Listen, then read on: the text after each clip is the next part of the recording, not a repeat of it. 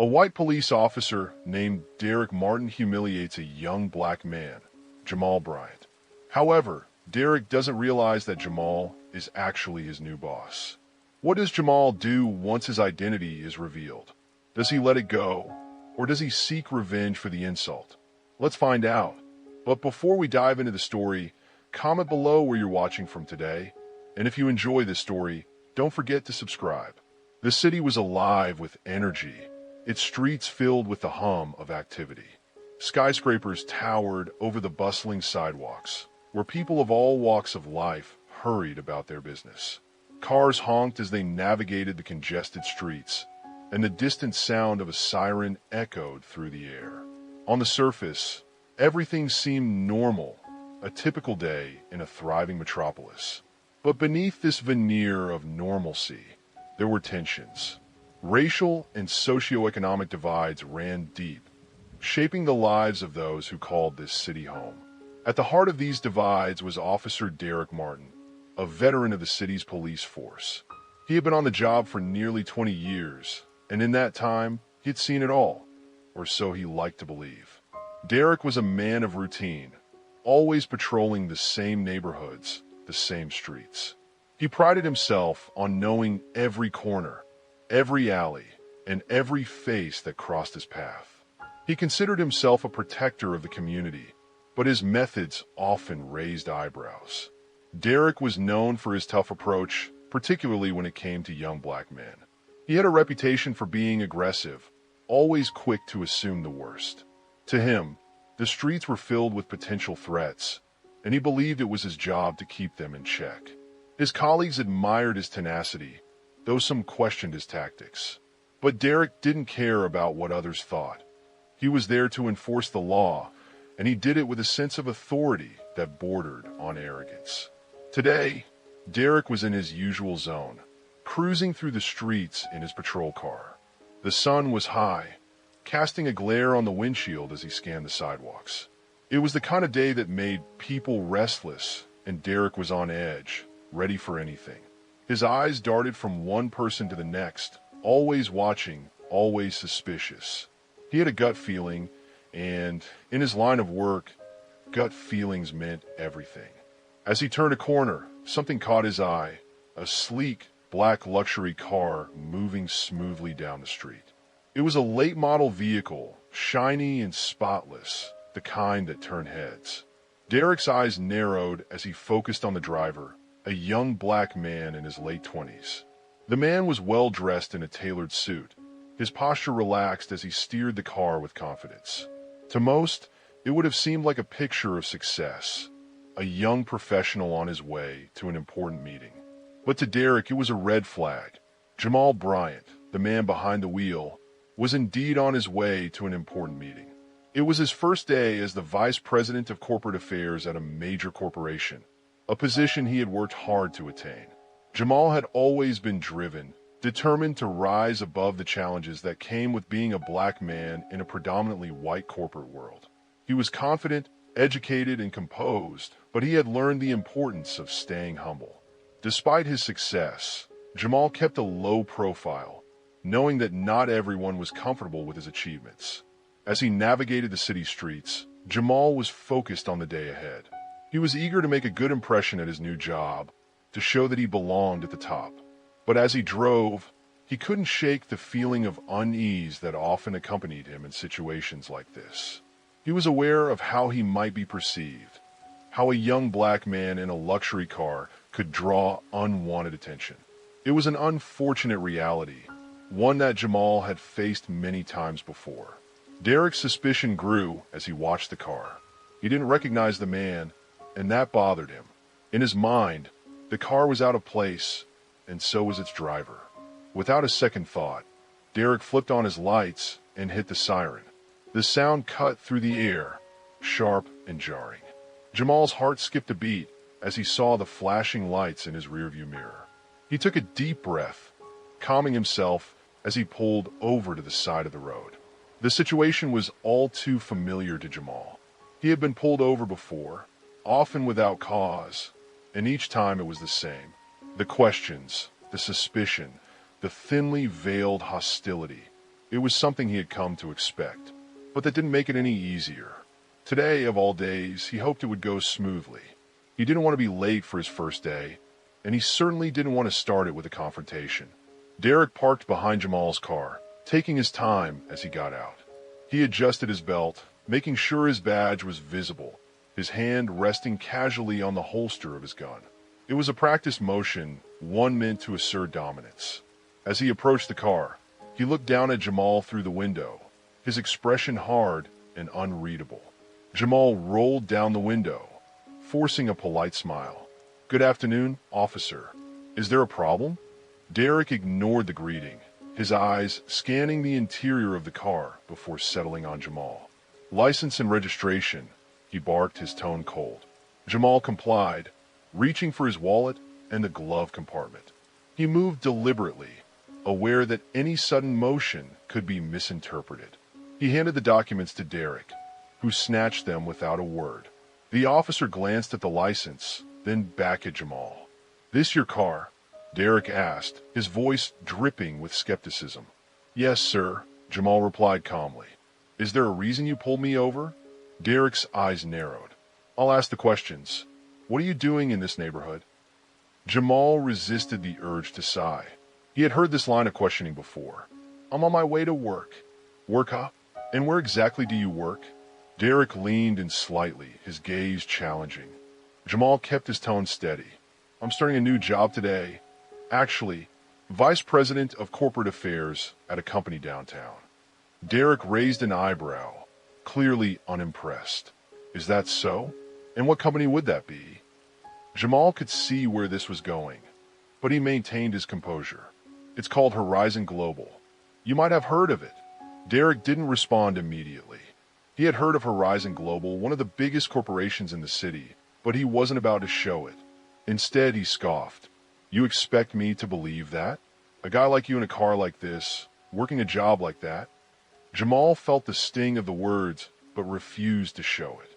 He had dealt with men like Derek before, men who judged him by his skin color, who couldn't see past their own biases. But he also knew that arguing would only make things worse. "I'm telling you the truth, officer," Jamal said evenly. "If you run my information, you'll see everything is in order." Derek stared at him for a long moment, his eyes filled with distrust. Then, without another word, he turned and walked back to his patrol car. Jamal watched him go, his hands gripping the steering wheel. He could feel the tension building inside him, but he knew he had to stay calm. Getting angry wouldn't help, and it certainly wouldn't change the way Derek saw him. In the patrol car, Derek ran Jamal's information through the system, fully expecting to find something, anything, that would justify his suspicions. But the screen returned nothing out of the ordinary. No warrants, no priors, nothing that would give Derek a reason to escalate the situation. It annoyed him. In his mind, Jamal didn't belong behind the wheel of such an expensive car, didn't fit the profile of someone who worked in a high-power position. But the computer didn't lie. Frustrated, Derek returned to Jamal's car, handing back the license and registration. "Everything checks out," he said curtly, though there was no hint of apology in his voice. "But I'm going to need you to step out of the vehicle." Jamal blinked, surprised. "Is there a problem, officer?" "Just step out of the car," Derek repeated, his tone leaving no room for argument. Jamal hesitated for a moment, then did as he was told. As he stepped onto the sidewalk, he felt the weight of the situation bearing down on him. People were beginning to notice, passing by with curious glances. A few even stopped to watch. The tension in the air was thick, almost suffocating. Derek motioned for Jamal to stand by the hood of his car. He began to question him more aggressively, asking about his job, his car, and his life in a way that felt more like an interrogation than a routine traffic stop. The questions were invasive, probing, designed to humiliate. "How can you afford a car like this?" Derek asked, his voice laced with disbelief. Jamal kept his tone measured. "I worked hard for it, sir. I've been successful in my career." "Successful, huh? And what kind of success are we talking about?" Derek pressed, his eyes narrowing. "I've worked in corporate finance for several years," Jamal explained, his patience wearing thin. I've earned my way up to this position." Derek's gaze was piercing, searching for any sign of dishonesty. "I see. And how long have you had this car?" "A few months," Jamal answered, though he knew the questions were pointless. Derek wasn't interested in the truth. He was trying to find something, anything, that would validate his suspicions. The exchange continued, with Derek growing increasingly hostile. He began to speak more harshly, questioning Jamal's integrity, his intentions, and even his right to be in the neighborhood. The tension between them was palpable, drawing the attention of onlookers who had gathered nearby, sensing that something was off. "Do you have any drugs or weapons in the car?" Derek asked, his tone accusatory. "No, officer," Jamal replied firmly. "There's nothing illegal in my car. Mind if I take a look?" Derek's question was less of a request and more of a demand. Jamal knew his rights, knew that he didn't have to consent to a search. But he also knew that refusing could escalate the situation. He was on his way to his first day at a new job, and the last thing he wanted was to end up in handcuffs over a situation that was spiraling out of control. Reluctantly, he nodded. "Go ahead," Jamal said, his voice calm but resolute. Derek didn't waste any time. He began rifling through the car, opening compartments, checking under seats, and peering into every nook and cranny. It was a thorough search, but it was also a demeaning one. Jamal stood by the side of the road, his hands in his pockets, feeling the eyes of the passers-by on him. He knew what they were thinking. Another black man being hassled by the police, another story that would go untold. Minutes passed, and Derek found nothing. No drugs, no weapons, no evidence of any wrongdoing. But he didn't stop. He kept searching, as if unwilling to accept that Jamal was just an ordinary man going about his day. Finally, after what felt like an eternity, Derek stepped back from the car, his expression hard. "Looks like you're clean," he muttered, almost as if it pained him to admit it. Jamal exhaled slowly, relieved but not surprised. He had known from the beginning that this was just a fishing expedition, a power play by a man who didn't like the idea of someone like him driving a nice car. But knowing that didn't make the experience any less frustrating, any less humiliating. "Is there anything else, officer?" Jamal asked, his voice polite, but with an edge of steel. Derek looked at him for a long moment, as if weighing his options. He could have let it go, could have ended the encounter and moved on. But his pride wouldn't allow it. Instead, he stepped closer to Jamal, lowering his voice so only he could hear. "Listen here, boy," Derek hissed, his words dripping with disdain. "You might think you're something special, driving around in your fancy car, but don't forget where you are. You don't belong here, and you never will." Jamal's jaw tightened, but he forced himself to stay calm. He met Derek's gaze, refusing to be intimidated. "I know exactly where I am, officer," he replied evenly. "And I know my rights." Derek's eyes flashed with anger, but he said nothing. Instead, he turned on his heel and walked back to his patrol car, leaving Jamal standing by the roadside. The crowd of onlookers began to disperse, murmuring among themselves as they continued on their way. Jamal watched as Derek drove off, the red and blue lights fading into the distance. For a moment, Jamal stood there, taking in the weight of what had just happened. He had been through situations like this before, but it never got easier. The sting of being judged, of being reduced to a stereotype, was something he had grown accustomed to, but it still hurt. But he couldn't let it derail him. Not today. He had a job to do, a new beginning to embrace. Taking a deep breath, Jamal got back into his car. He adjusted his tie in the rearview mirror, straightened his jacket, and checked the time. He was going to be late, but he couldn't afford to let that bother him. He had worked too hard to let someone like Derek ruin his day. As he started the engine and pulled back onto the road, he focused on the task ahead, pushing the encounter to the back of his mind. But even as he drove away, the tension lingered in the air, the memory of Derek's words echoing in his mind. Jamal knew that this wouldn't be the last time he faced someone like Derek. It was a reality he had come to accept, a part of the world he lived in. But that didn't mean he had to accept defeat. He was determined to rise above it, to prove that he was more than the assumptions people made about him. As the city skyline came into view, Jamal felt a renewed sense of purpose. He wasn't just another face in the crowd, another statistic. He was Jamal Bryant, a man who had fought for everything he had achieved, and he wasn't going to let anyone take that away from him. The tension from the encounter with Derek still weighed on him, but it also fueled him. He knew that the road ahead wouldn't be easy, that there would be more challenges to face, more obstacles to overcome. But he was ready. He had faced adversity before, and he would face it again with the same strength and determination that had brought him this far. As he approached the towering building that housed Horizon Global, Jamal allowed himself a small smile. This was his moment, his time to shine, and no matter what anyone said or did, he was going to make the most of it. But as he walked through the doors of his new office, he couldn't shake the feeling that the encounter with Derek was far from over. It was just the beginning of something bigger, something that would challenge him in ways he hadn't yet imagined. And in the back of his mind, he knew that Derek would be a part of that challenge. For now, though, Jamal pushed those thoughts aside. He had a job to do, and he was going to do it well. The city was a complex place, full of contradictions and conflicts, but Jamal was ready to navigate it all. He had worked hard to get here, and he wasn't going to let anyone or anything stand in his way. The day had started with tension, but it would end with triumph. Jamal was determined to make sure of that. Jamal made his way toward the elevators. As he stepped inside, he was greeted by the gleaming, modern interior of the building.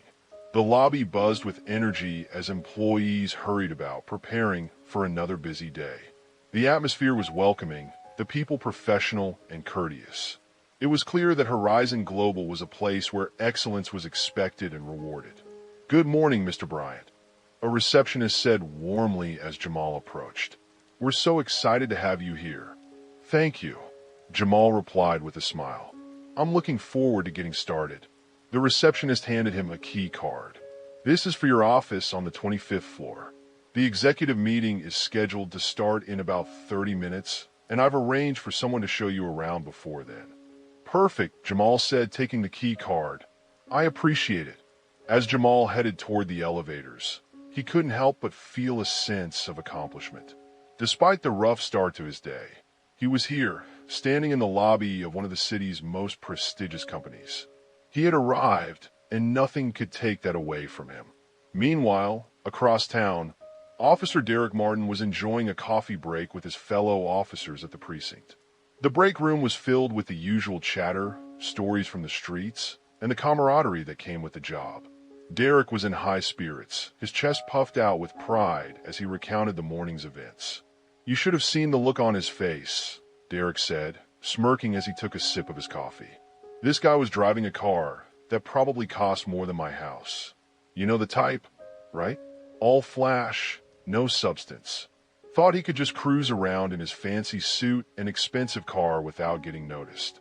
Well, I made sure to put him in his place." The other officers chuckled, some nodding in agreement. Derek was known for his no-nonsense approach, particularly when it came to dealing with young black men. To him, they were all the same, trouble waiting to happen, and he took pride in being the one to remind them of their place in the world. "What did he do?" one of the officers asked, leaning in with interest. "Nothing, of course," Derek replied with a shrug. "But that's not the point, is it? Sometimes you got to show them who's in charge. Keep them from getting too comfortable." There was a round of approving nods. The culture in the precinct was one of silent understanding.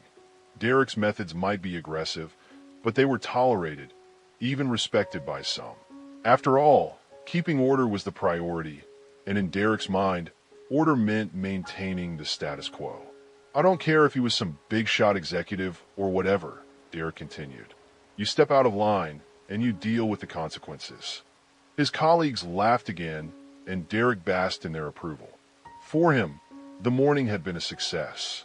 He had done his job, made his point, and now it was just another day on the force. Little did he know his actions that morning were about to come back to haunt him in a way he never could have imagined. Back at Horizon Global, the anticipation was building. The arrival of the new vice president of corporate affairs was the talk of the office. Although few had met Jamal Bryant in person, his reputation as a sharp, innovative leader had preceded him. Employees whispered excitedly in the hallways, speculating about what changes he might bring to the company. "Have you heard? The new VP's starting today," one employee said to another as they passed by the elevators. "Yeah, I heard he's a real game changer," the other replied. "I wonder what he's like. I guess we'll find out soon enough." There's a big meeting with the entire management team this morning. Jamal, oblivious to the buzz surrounding him, was preparing for the day ahead. After a brief tour of the floor, he settled into his office, taking a moment to appreciate the space. It was modern, sleek, and filled with natural light. His nameplate on the door, Jamal Bryant, Vice President of Corporate Affairs, gleamed in the sunlight. He opened his laptop, reviewing the agenda for the day. His first official act would be to meet with the senior management team, a group of seasoned executives who were responsible for driving the company's strategy. Jamal was eager to make a strong first impression, to show that he was ready to lead. As he prepared for the meeting, Jamal's mind drifted back to the encounter with Officer Martin. He couldn't shake the feeling that their paths would cross again, though he didn't know how or when. For now, he had to focus on the task at hand. Horizon Global was a major player in the city, and Jamal's role here was pivotal. He needed to be sharp, focused, and ready for whatever challenges lay ahead. As fate would have it, Officer Derek Martin was about to have a day that would turn his world upside down. Unbeknownst to him, his morning encounter with Jamal Bryant was just the prelude to a much larger story. After returning from his coffee break, Derek was called into the captain's office for an unexpected briefing. "Martin, I need you to head over to Horizon Global for a mandatory sensitivity training session," the captain said, handing him a folder. "It's been ordered by the higher-ups, and you're one of the officers selected to attend." Derek frowned, displeased. "Sensitivity training? What for?" "It's part of the new community outreach initiative," the captain explained. "The city's been under pressure to improve relations between the police and the community. The brass wants us to show that we're taking it seriously." Derek grumbled under his breath, but he knew better than to argue. Orders were orders, and he had to comply, no matter how much he hated the idea. Sensitivity training was a waste of time in his eyes, a bunch of politically correct nonsense that wouldn't change anything. But he had no choice. With a resigned sigh, he grabbed the folder and headed out. Arriving at Horizon Global, Derek's irritation only grew. The building was impressive, a far cry from the gritty precinct where he spent his days. As he entered the lobby, he couldn't help but feel out of place, surrounded by well-dressed professionals and pristine surroundings. "Officer Martin, right this way," a corporate liaison said, guiding him to the elevators. "The training session is on the 25th floor." Derek nodded curtly, following the liaison with a scowl on his face. This was the last place he wanted to be, but he was determined to get it over with as quickly as possible. As the elevator ascended, Derek mentally checked out, thinking about anything other than the nonsense he was about to endure. The doors opened, and Derek stepped into a sleek conference room filled with other officers and corporate executives. He was about to take a seat when something caught his eye, someone familiar standing at the head of the table, looking every bit in charge. It was Jamal Bryant. For a moment, Derek couldn't believe his eyes. The man he had humiliated just hours earlier was now standing before him, commanding the room with an air of authority that was impossible to ignore. Derek's heart skipped a beat as the realization hit him. This wasn't just some random guy he had pulled over. This was the new vice president of corporate affairs, the very man who would be leading the training session. Jamal glanced up and locked eyes with Derek. There was no anger in his expression, no hint of the humiliation he had suffered earlier. Instead, there was a calm confidence, a quiet strength that left Derek speechless. It was a power shift so profound that it left Derek reeling. The air in the boardroom was thick with tension as the training session began. The other officers and executives seated around the table seemed oblivious to the undercurrents between Jamal Bryant and Officer Derek Martin. But for the two men at the center of it, the weight of the morning's events hung heavy in the air. The bright lights of the conference room, reflecting off the polished glass table, did nothing to ease the suffocating atmosphere. Jamal stood at the head of the table, maintaining his professionalism as he addressed the room. His voice was steady, his demeanor composed, but there was a quiet intensity in his eyes, a weight in his words that spoke of more than just the business at hand. The memory of his earlier humiliation at the hands of Derek Martin lingered in the back of his mind, but he refused to let it distract him from his purpose. This wasn't about revenge.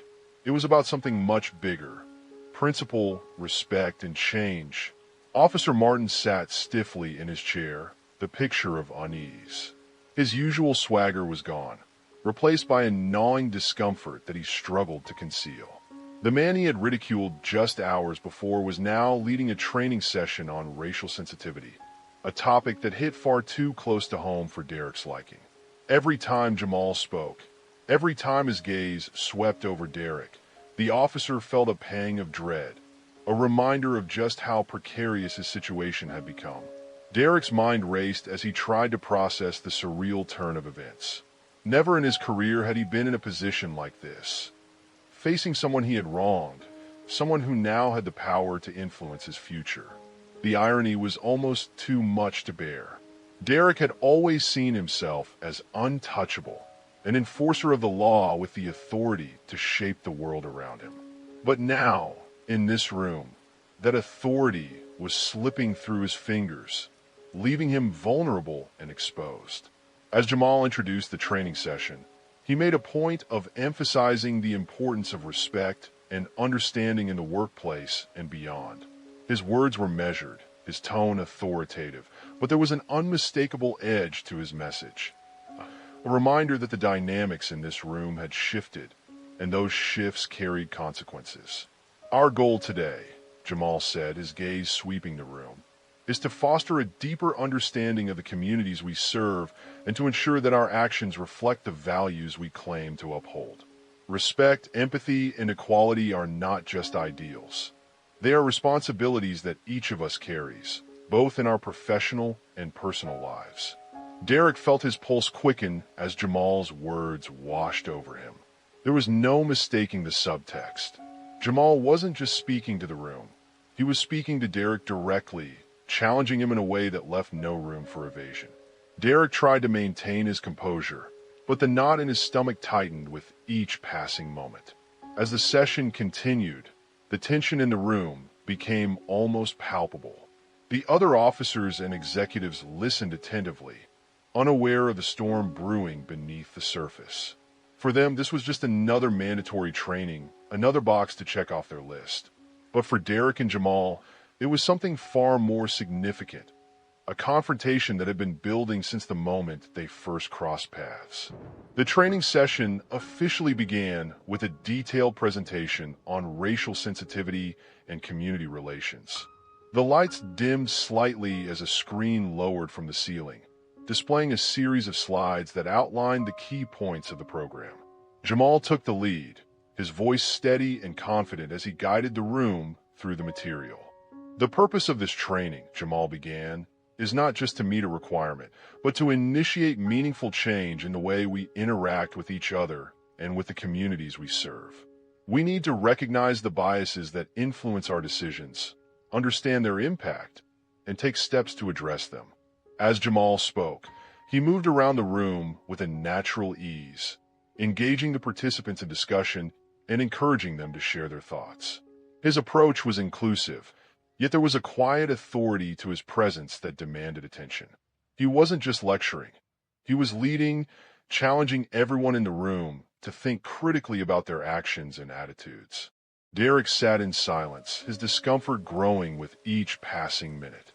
The content of the training hit uncomfortably close to home, forcing him to confront aspects of himself that he had long ignored. The slides on the screen depicted scenarios that were all too familiar. Situations where unconscious bias led to unfair treatment, where stereotypes shaped decisions in ways that were both subtle and overt. Jamal's voice was calm, Yet his words carried a weight that made it impossible for Derek to dismiss them. It's easy to fall into the trap of thinking that we're immune to bias, Jamal said, his gaze lingering on Derek for a moment longer than necessary.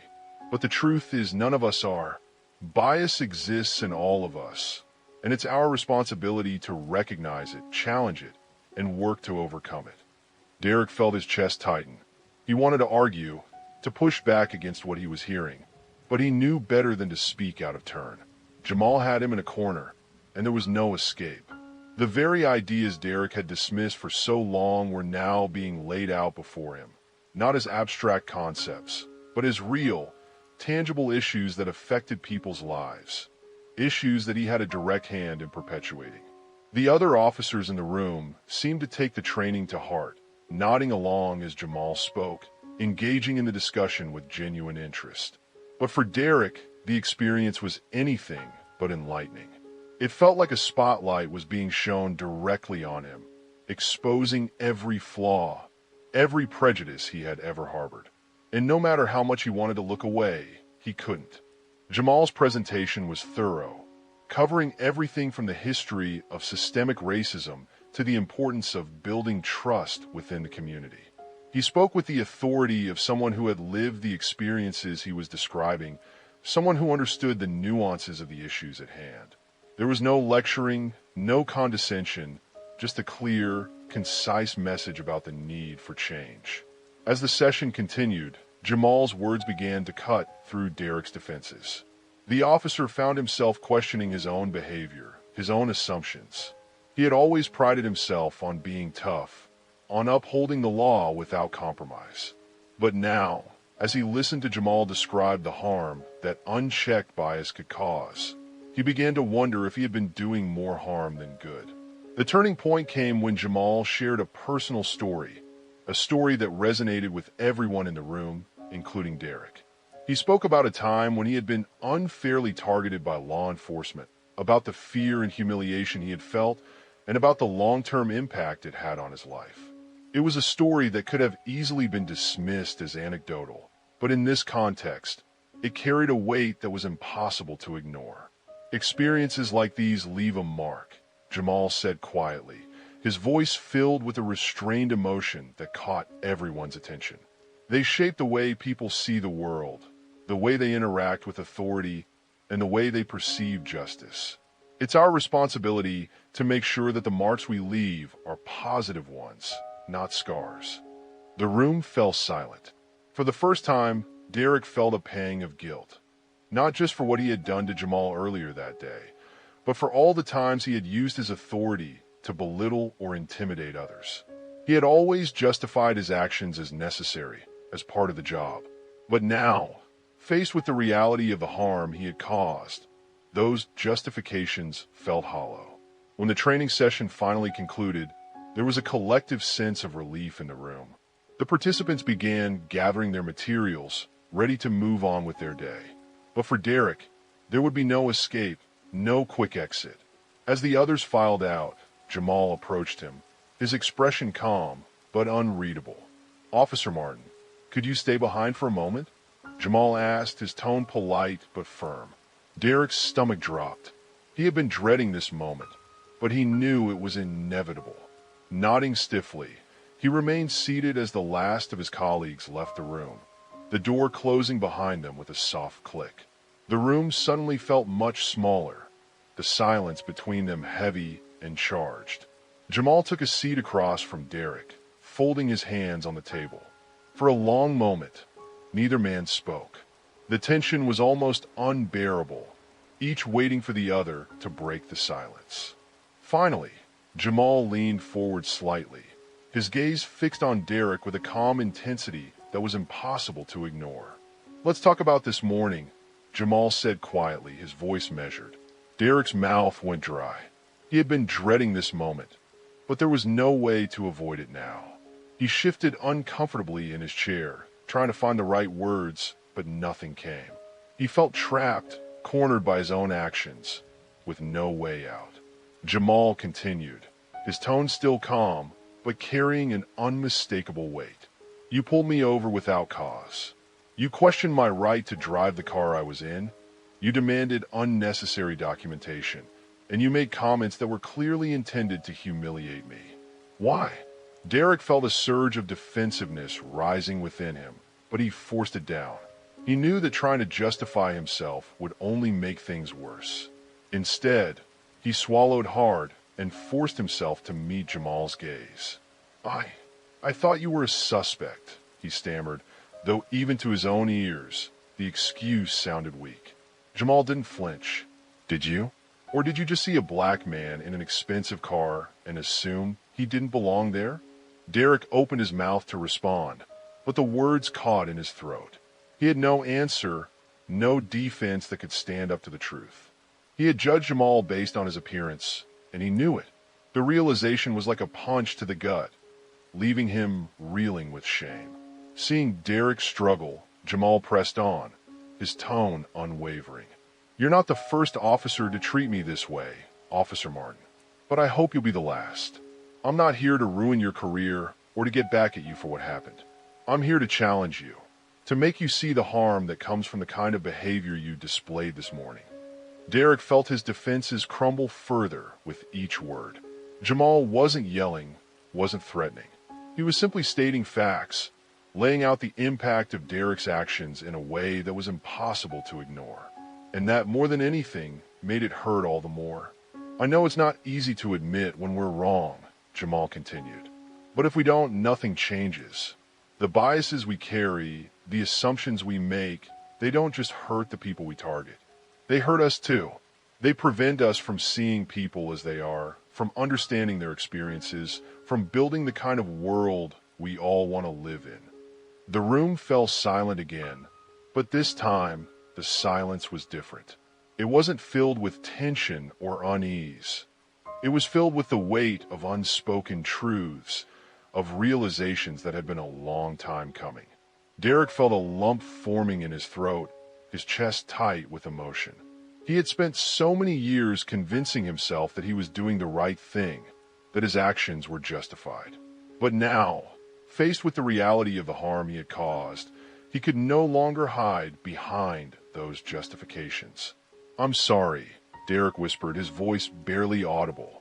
Jamal nodded slowly, acknowledging the apology without immediately accepting it. Sorry is a start, but it's not enough. Change has to come from within, Officer Martin. It's not about saying the right words. It's about doing the right thing, even when no one's watching. Derek nodded, his eyes downcast. He knew Jamal was right, and for the first time in a long while, he felt the stirrings of a desire to change. Not because he had been caught, but because he had finally seen the damage he had done. Jamal stood up, signaling that the conversation was over. As he walked toward the door, he paused and turned back to Derek, his expression softening slightly. We all make mistakes, he said quietly.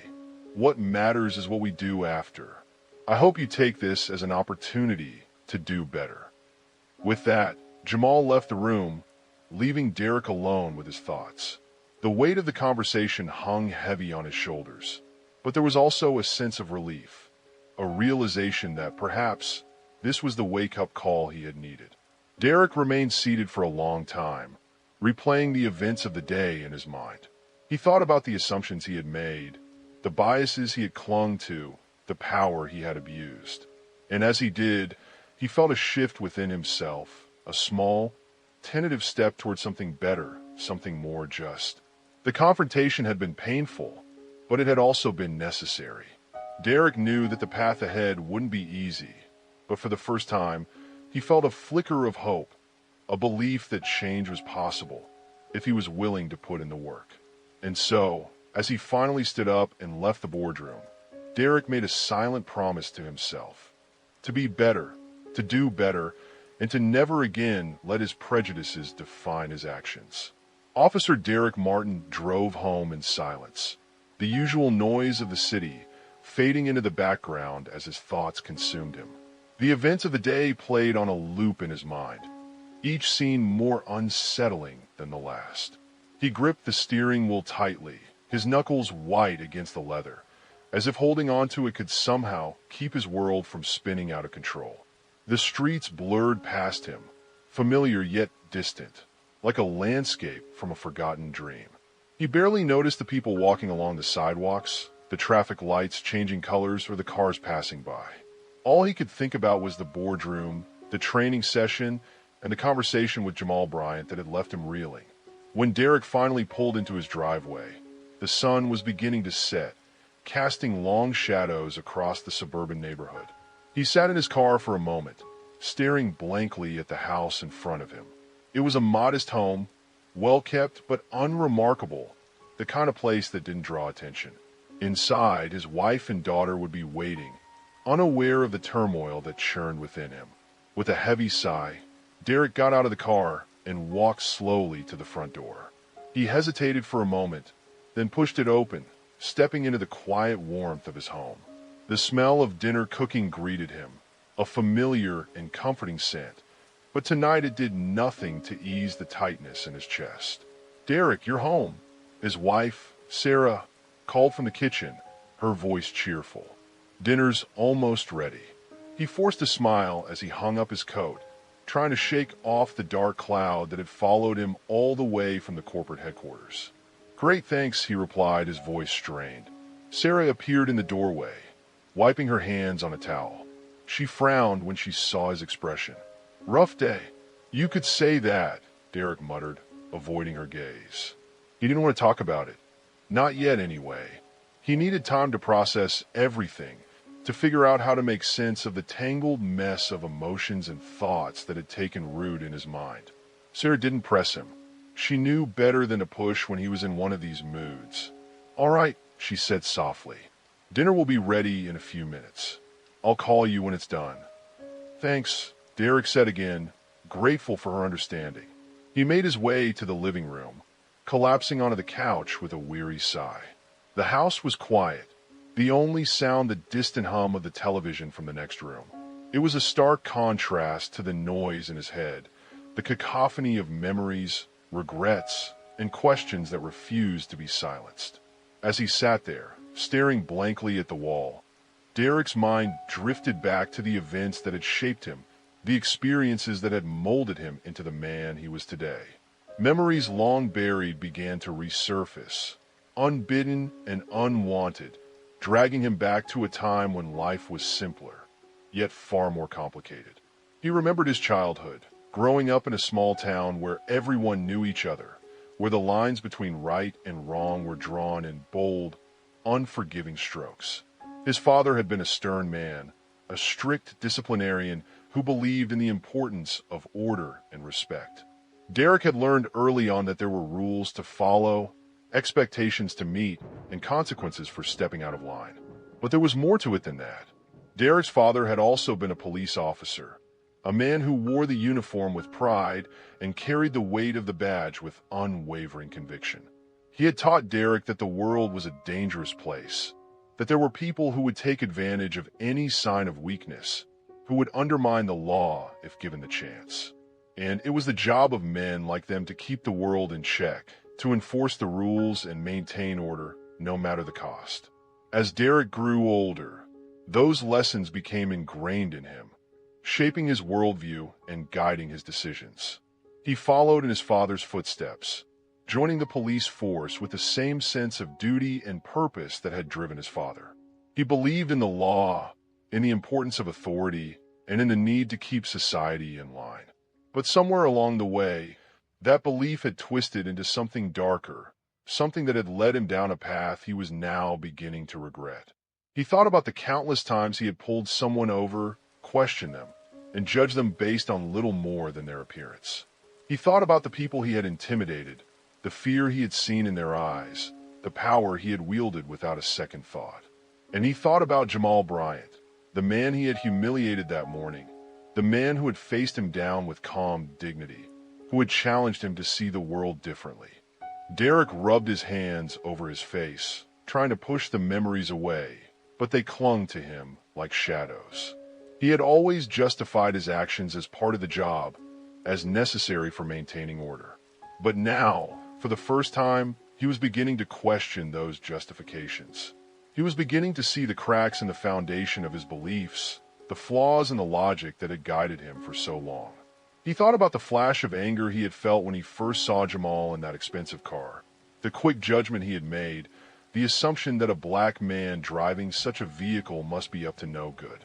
He had acted on that assumption without hesitation, without questioning whether it was fair or just or even rational.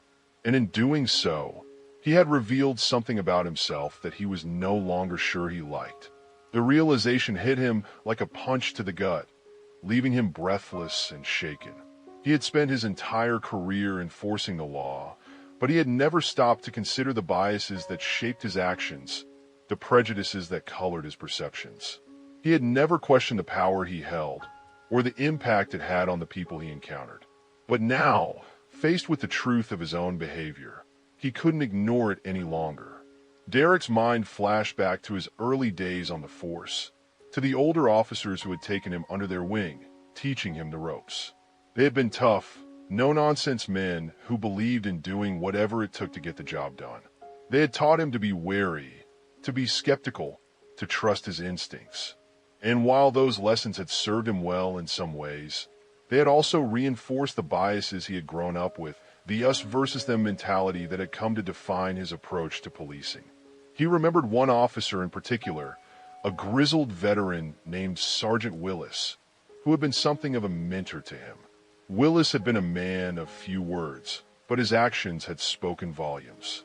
He had taught Derek to be tough, to show no weakness, to always be in control. But Willis had also shown Derek how easy it was to dehumanize those on the other side of the badge, to see them as threats rather than people. And over time, Derek had adopted that mindset, had internalized it until it became second nature. But now, sitting alone in his living room, Derek began to see the flaws in that approach. He began to understand that the toughness he had prided himself on, the control he had clung to so fiercely, had come at a cost. It had blinded him to the humanity of others, had made him forget that the people he encountered were more than just suspects, more than just potential threats. They were individuals with their own stories, their own struggles, their own fears. And in failing to see that, he had failed not only them, but himself as well. Derek's thoughts drifted back to Jamal Bryant, to the calm strength in his eyes, the quiet dignity in his voice. He had seen the man as a threat, as someone to be put in his place, without ever considering who he really was or what he stood for.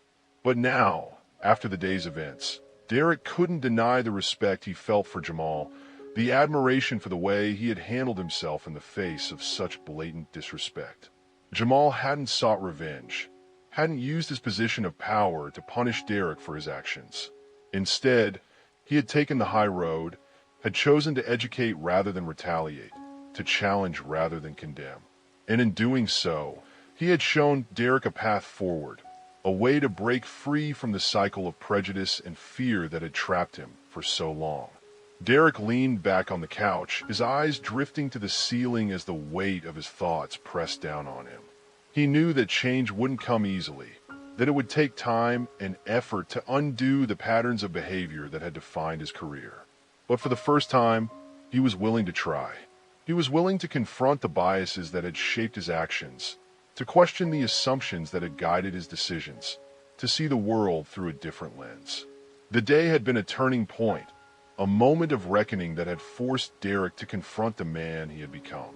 And while the journey ahead would be difficult, he knew it was a journey he needed to take, not just for himself, but for the people he served, the community he had sworn to protect. As he sat there, lost in thought, Derek heard the sound of footsteps approaching. He looked up to see his daughter, Emily, standing in the doorway, her wide eyes filled with curiosity. "Daddy, are you okay?" she asked, her voice soft and concerned. Derek managed a smile, though it didn't quite reach his eyes. "Yes, sweetheart, I'm okay." Emily studied him for a moment, then nodded, seemingly satisfied with his answer. "Mommy says dinner's ready." "All right, I'll be right there," Derek replied, his voice gentler now. As Emily turned and skipped back to the kitchen, Derek felt a pang of guilt. He had always prided himself on being a good father, on setting a positive example for his daughter. But now, He wondered if he had been teaching her the wrong lessons, if his actions had been sending a message he hadn't intended. He pushed the thought aside as he stood up, heading toward the kitchen. There would be time to address those concerns later. For now, he needed to focus on the present, on the family that was waiting for him. But as he sat down at the dinner table, he couldn't shake the feeling that something fundamental had shifted within him. That the man who had walked through the door that evening was not the same man who had left for work that morning. And perhaps that was a good thing. While Derek wrestled with his thoughts, Jamal Bryant sat on the back porch of his home, a glass of iced tea in hand as he watched the sun dip below the horizon. The day had been long, draining in ways he hadn't expected, but now that it was over, he felt a sense of calm settling over him. The cool evening breeze brushed against his skin, carrying with it the faint scent of jasmine from the garden below. Jamal took a sip of his tea, savoring the crisp, refreshing taste. He had always found solace in these quiet moments, away from the noise and chaos of the world, where he could think clearly and reflect on the day's events. And today, there was much to reflect on. The conversation with Derek Martin had been difficult, but necessary. Jamal had seen the conflict in the officer's eyes, the struggle between his ingrained beliefs and the reality of his actions. It had been a small victory, seeing Derek begin to question his own behavior. But Jamal knew that real change would take time. It was a journey, not a destination, and he could only hope that Derek was willing to take that journey. As he sat there, lost in thought, the back door creaked open, and Jamal's wife, Aisha, stepped out onto the porch. She was a striking woman, with deep brown eyes that seemed to hold the wisdom of the ages and a smile that could light up the darkest room. She carried a plate of cookies, still warm from the oven, and set them down on the small table beside Jamal's chair. "Thought you might want something sweet to go with that tea," Aisha said, her voice soft and melodic. Jamal smiled up at her, his heart swelling with gratitude. "You know me too well," he replied, reaching for a cookie. The warmth of it seeped into his fingers, a comforting sensation that contrasted with the coolness of the evening air. Aisha took a seat beside him, folding her hands in her lap as she looked out at the garden. For a moment, they sat in companionable silence, watching as the last rays of sunlight painted the sky in shades of orange and pink. It was a peaceful scene, a stark contrast to the tension that had filled the day. After a while, Aisha turned to Jamal, her expression gentle but curious. "How did it go today?" she asked. Jamal sighed, leaning back in his chair as he considered his answer. "It was intense," he admitted. "The training session went well enough, but the conversation with Officer Martin afterward, that was something else." Aisha nodded, her eyes thoughtful. "Did he listen?" "I think so," Jamal replied, his voice laced with uncertainty. "He was defensive at first, but by the end, I could see that I'd gotten through to him, at least a little. But it's hard to say what will come of it. People don't change overnight." "No, they don't," Aisha agreed. "But sometimes, all it takes is a seed to be planted. The rest is up to them." Jamal smiled at her wisdom, reaching out to take her hand in his. "You always know just what to say." Aisha squeezed his hand gently, her eyes filled with warmth. "That's because I know you, Jamal. I know how much you care, how much you want to make a difference. It's what makes you who you are." Jamal looked down at their intertwined hands, feeling the steady rhythm of her pulse against his skin. "It's not easy," he said quietly.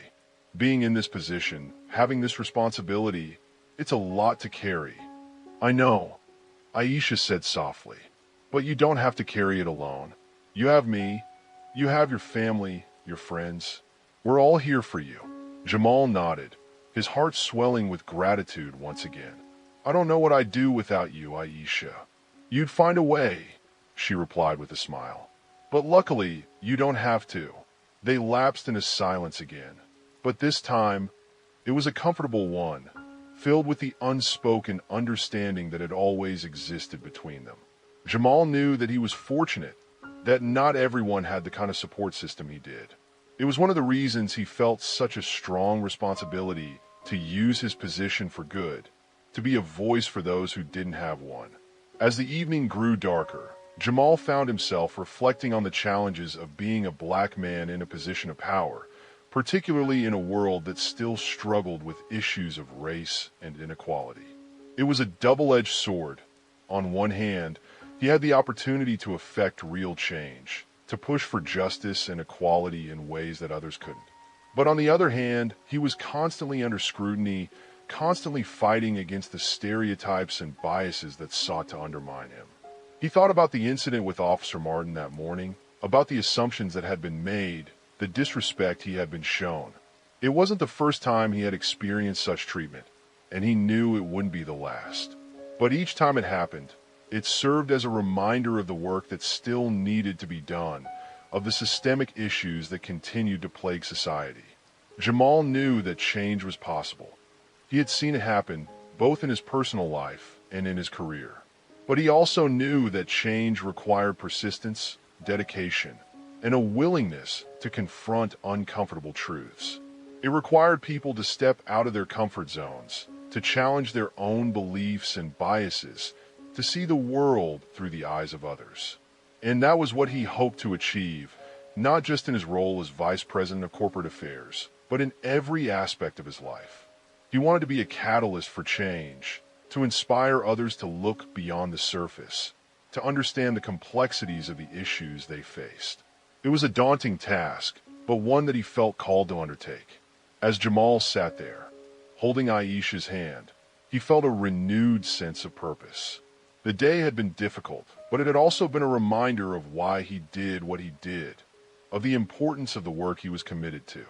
And with Aisha by his side, he knew he had the strength to keep going, to keep fighting for the justice and equality that everyone deserved. The stars began to twinkle overhead, their soft light casting a gentle glow over the garden. Jamal took a deep breath, letting the cool night air fill his lungs, and then exhaled slowly, feeling the tension of the day begin to melt away. He wasn't naive. He knew that the road ahead would be long and challenging. But he also knew that he wasn't alone, and that knowledge gave him the courage to face whatever came next. As he finished his tea and set the glass aside, Jamal turned to Aisha, a small smile tugging at the corners of his lips. "How about we head inside? I think I could use one of those cookies." Aisha laughed, the sound warm and soothing. "I knew you wouldn't be able to resist." Together, they stood up and walked back into the house, leaving the cool night behind.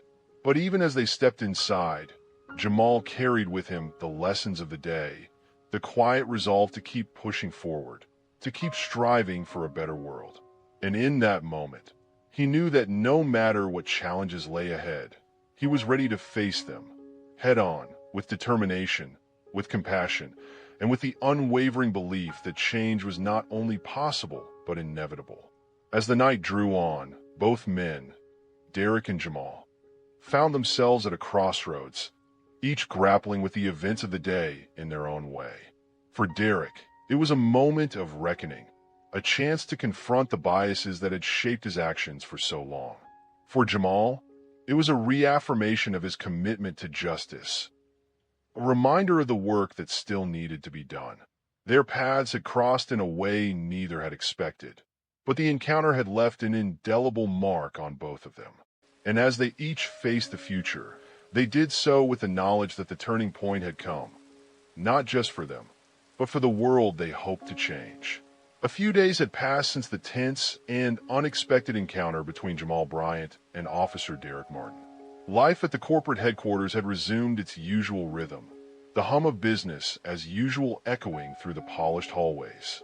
For Jamal, however, the recent events remained fresh in his mind. The incident with Officer Martin had stirred up memories, emotions, and thoughts that he hadn't fully processed. It wasn't just about what had happened on the side of that road.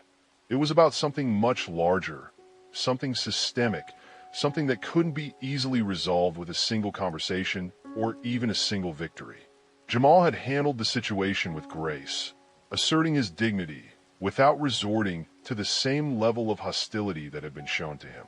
He had every right to be angry, to demand retribution, but instead, He had chosen a path of reflection and measured response.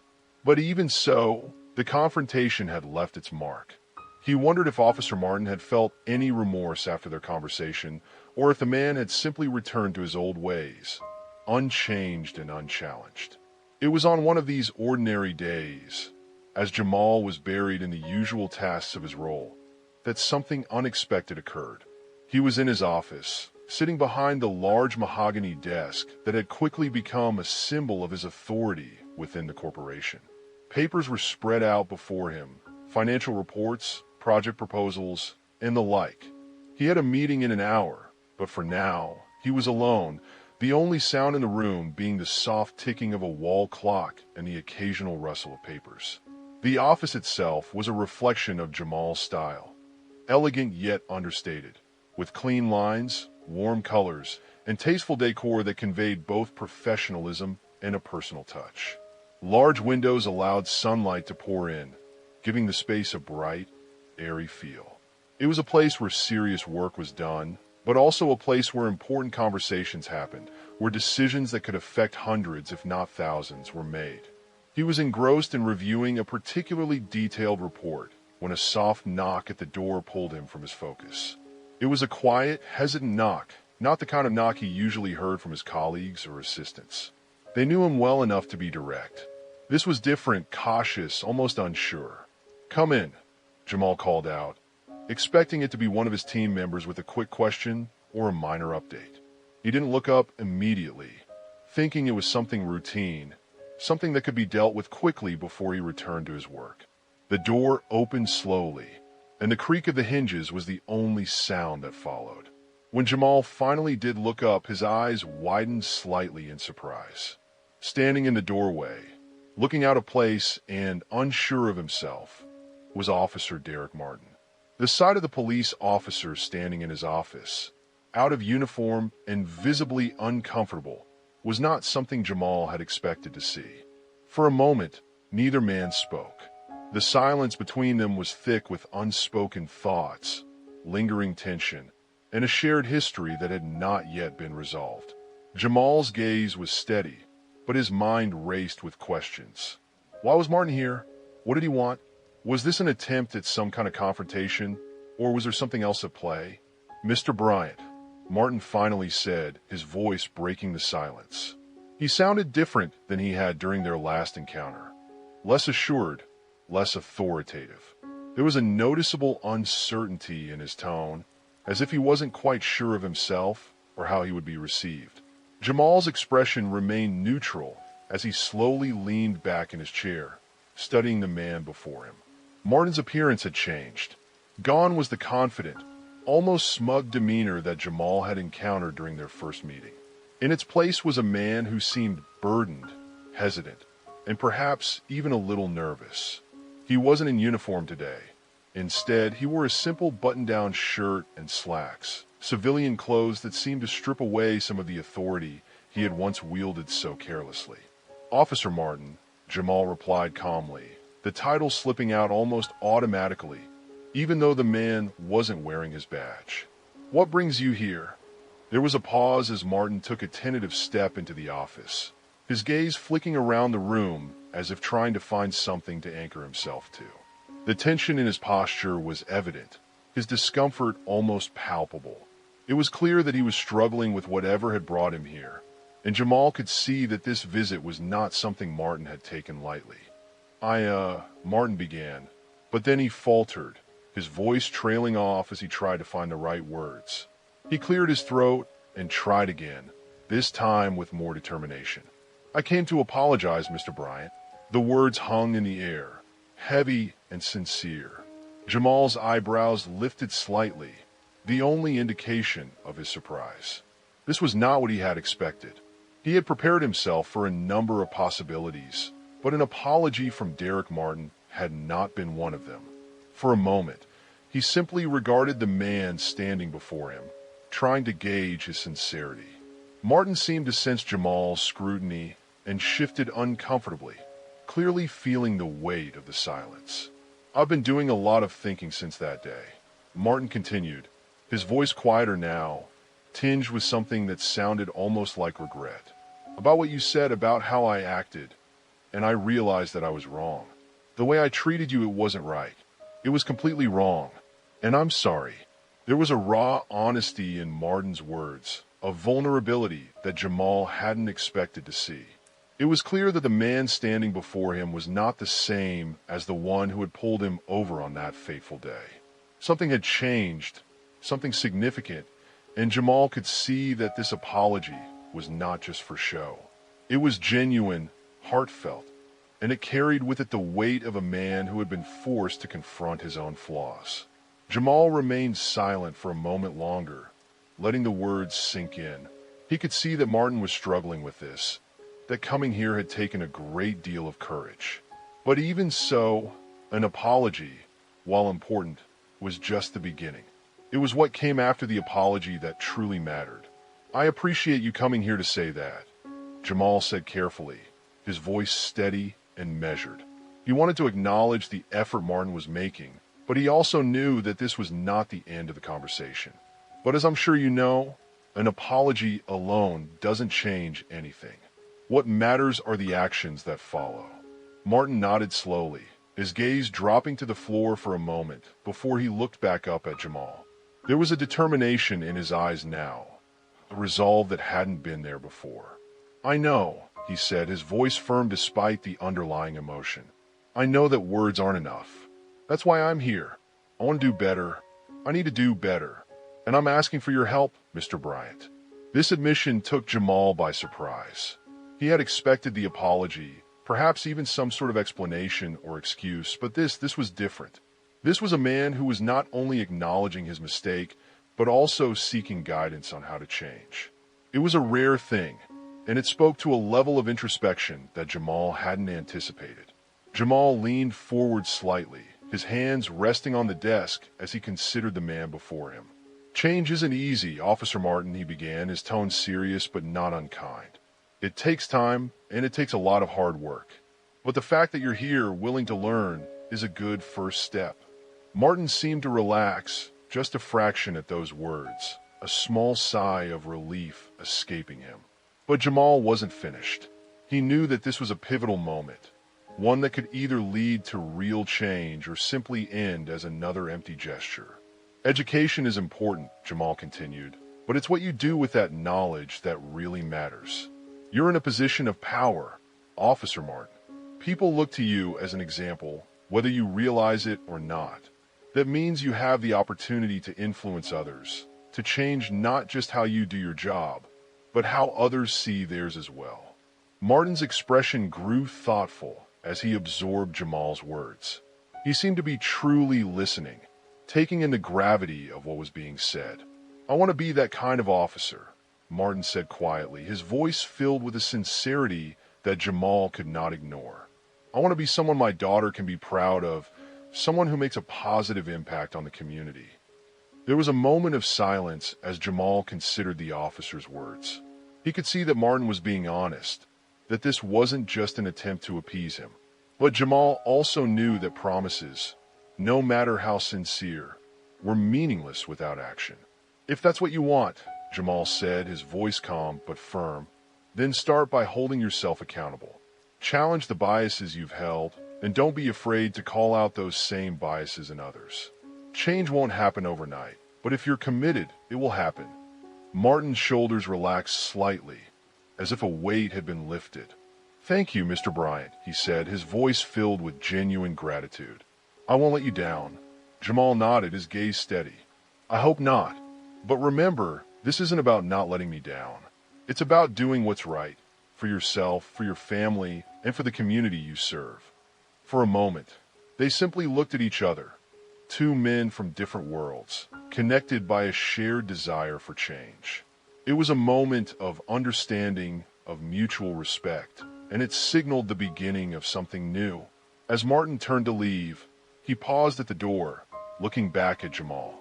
"If you ever need anything at all, you know where to find me," he said, his voice carrying a sincerity that hadn't been there before. "I'll keep that in mind," Jamal replied with a nod. "And Officer Martin, I hope this is just the start of something better."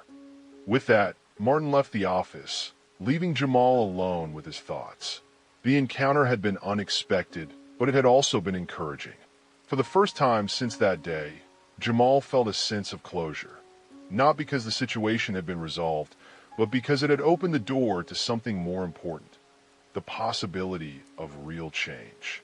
As he sat back down at his desk, Jamal couldn't help but feel hopeful. The road ahead would be long, and there would undoubtedly be challenges. But with people like Officer Martin willing to confront their mistakes and strive for better, there was reason to believe that progress was possible. The world wasn't going to change overnight, but today had been a reminder that change, however slow, was still within reach. And that was enough to keep Jamal going, to keep him fighting for the justice and equality he knew was possible. Because in the end, it wasn't just about winning battles. It was about changing hearts and minds one step at a time. What would you have done if you were in Jamal's position when Officer Martin came to apologize? If you enjoyed this story, please consider subscribing to my channel. I put in a lot of time and effort crafting these heartfelt narratives, and your support truly means the world to me. Thank you for being a part of this journey.